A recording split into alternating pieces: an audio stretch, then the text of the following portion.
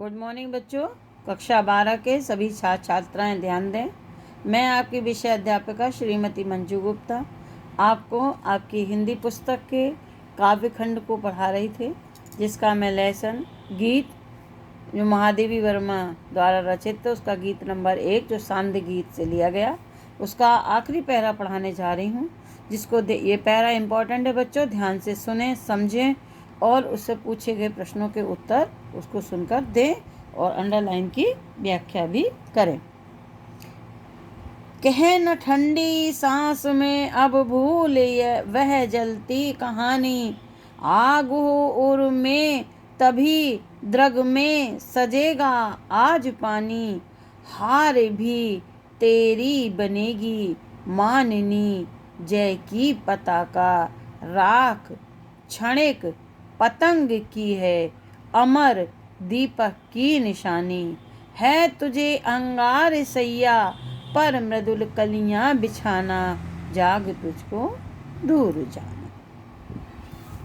बच्चों, इसमें पैरा में महादेवी वर्मा जी कहती हैं कि मनुष्य जब अपने उद्देश्य की साधना में लगता है तो उसके सामने अकर्मणता और आलस्य उसके शत्रु बनकर आकर खड़े हो जाते हैं, जैसा कि ऊपर बताया था।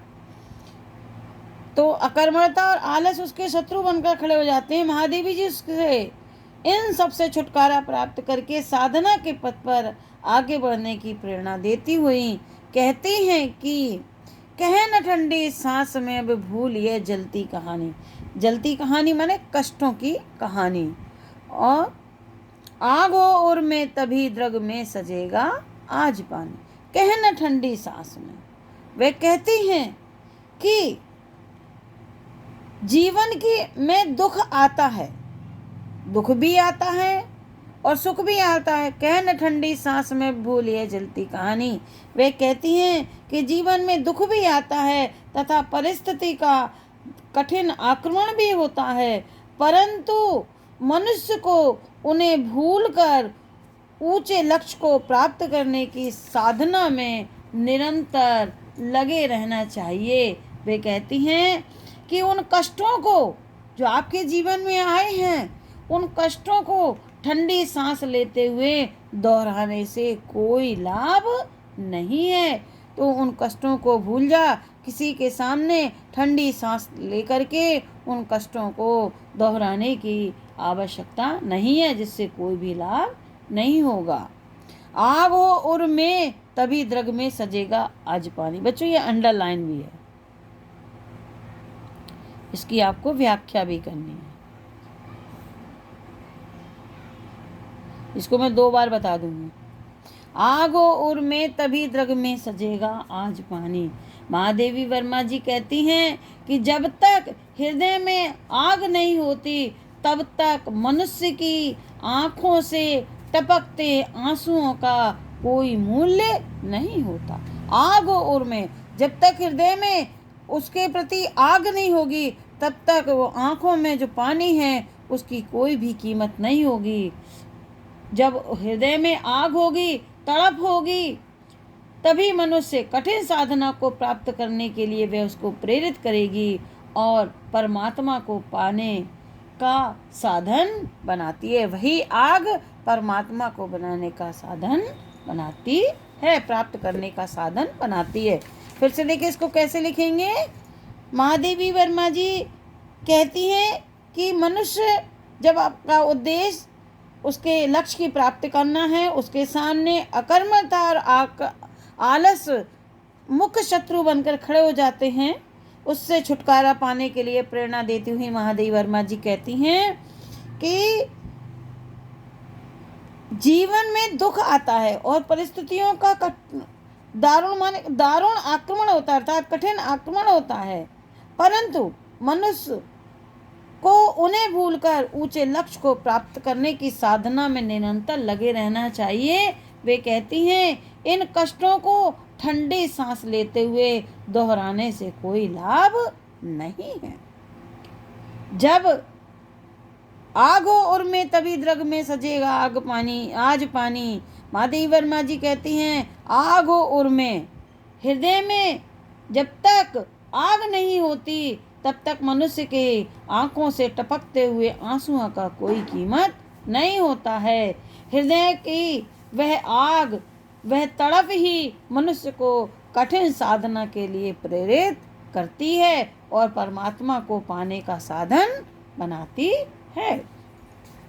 हार भी तेरी बनेगी माननी जय की पताका, राख क्षणिक पतंग की है अमर दीपक की निशान। महादेवी वर्मा जी कहती हैं कि हार भी तेरी बनेगी माननी जय की पताका। यदि उद्देश्य की प्राप्ति हेतु तो तुमने प्रयत्न किया और असफलता हाथ लगी तो वह भी विजय से कम नहीं होगी।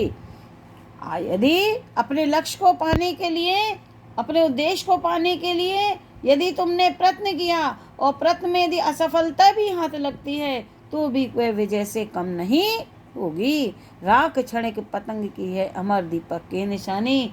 वे कहती हैं पतंगा उद्देश्य की राह में जलकर मर जाता है, फिर भी उसकी राख दीपक की जलती हुई लौ में मिलकर अमर हो जाती है।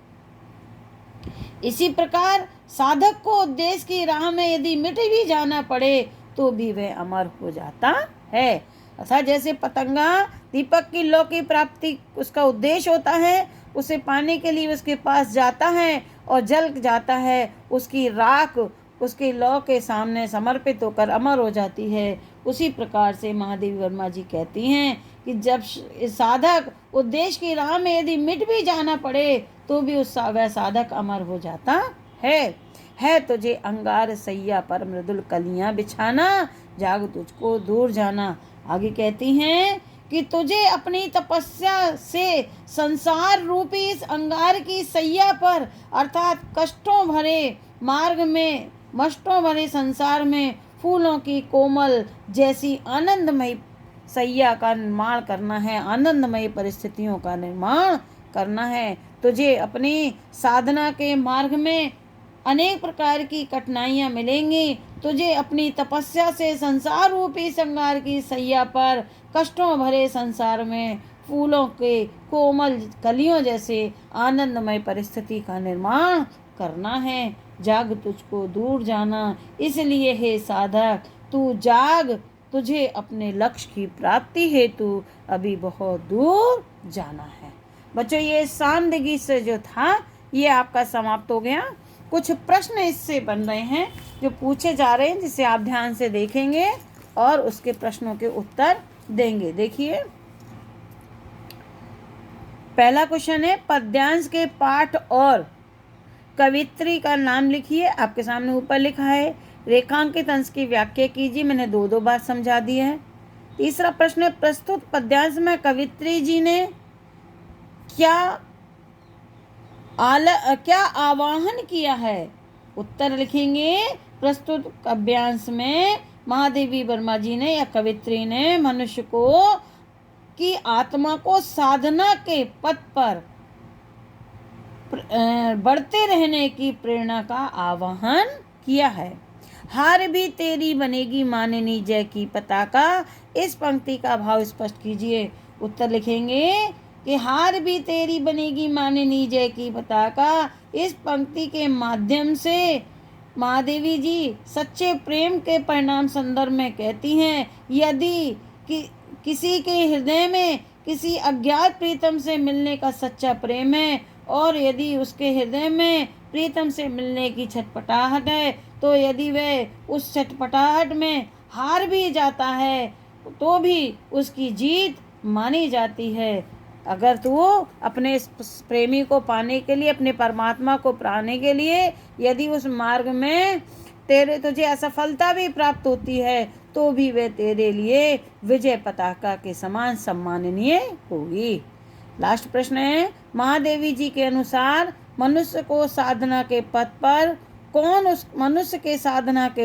कौन उसके शत्रु बनकर खड़े हो जाते हैं। उत्तर लिखेंगे कि महादेवी जी के अनुसार मनुष्य की साधना के पथ पर अकर्मण्यता और आलस उसके शत्रु बनकर खड़े हो जाते हैं। ठीक है बच्चों, आज ये आपका सामदगी समाप्त हो गया। अगला गीत मैं कल पढ़ाऊंगी। इसको, इन प्रश्नों को आप अपनी कॉपी में लिखते जाएं, जिससे आपके आपको आगे भी कोई भी दिक्कत ना आए। Thank you.